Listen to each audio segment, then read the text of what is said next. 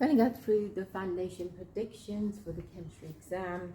So first of all, looking at the Earth's atmosphere, and you need to know the composition. So 78% nitrogen, 21% oxygen, 1% inert gases. Then you're looking at early atmosphere. It's normally a 6-mark question in early atmosphere, and you're looking at volcano eruption, and you know that volcano eruption led to the carbon dioxide being produced mainly and water vapor. So carbon dioxide and water vapor was mainly produced. At that point there was no oxygen, so what we're going to do is have a look at what happened there. Eventually the carbon dioxide got absorbed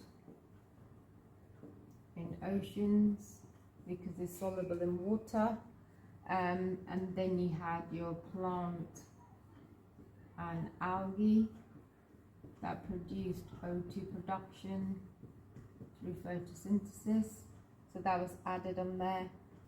That's how the O2 appeared. And then we got greenhouse effects, and then looking at the greenhouse gases, you got methane, carbon dioxide and water vapor. So these are your greenhouse gases, and we're going to link them into climate change. And for the climate change, we can look at how climate's been changed over time. So you can look at the bigger picture, talk about global warming, and so on. Then we've got complete and incomplete combustion.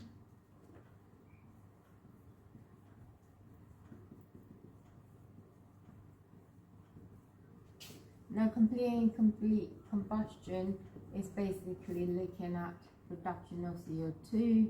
That's looking at production of carbon monoxide, and you got soot.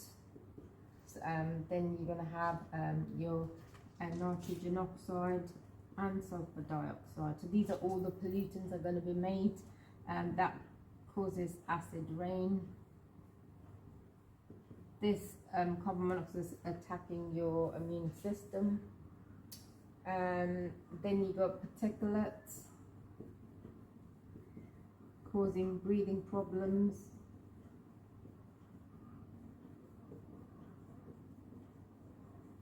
The carbon dioxide can be linked to global warming.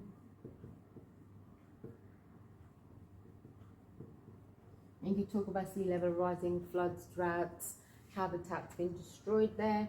We're going to go move on to Earth's natural.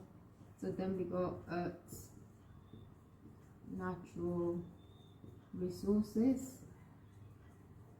So just highlight the topics. And here you've got the fossil fuels, which are finite, and then you got renewable resources. That's the solar, wind, tidal waves, you can use for that. The next big topic is rate of reaction.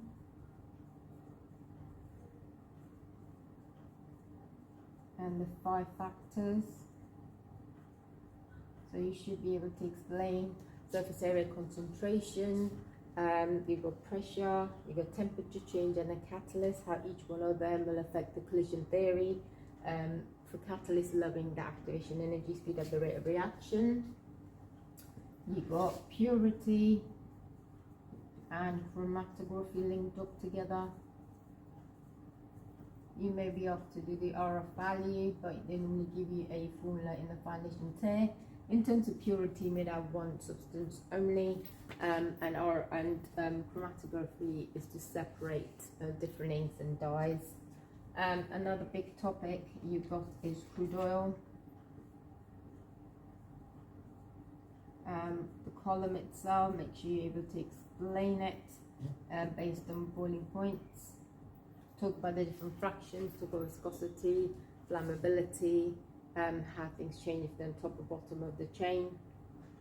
A link to this is going to be your alkane and alkenes.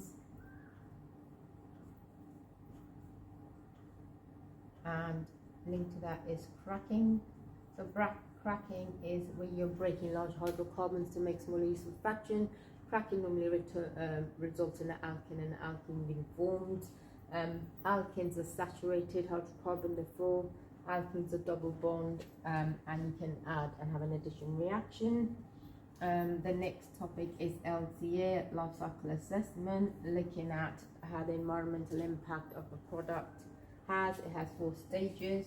Make sure you are aware of all 4 stages of LCA and be able to do a 6 marker on it. The extraction, production, using and disposal of the 4 stages. Finally, you got water treatment. And here we got 2 things happening, making water safe. And to make water safe, you got to remove the dirt or solids by filtration. And then you've got sterilization.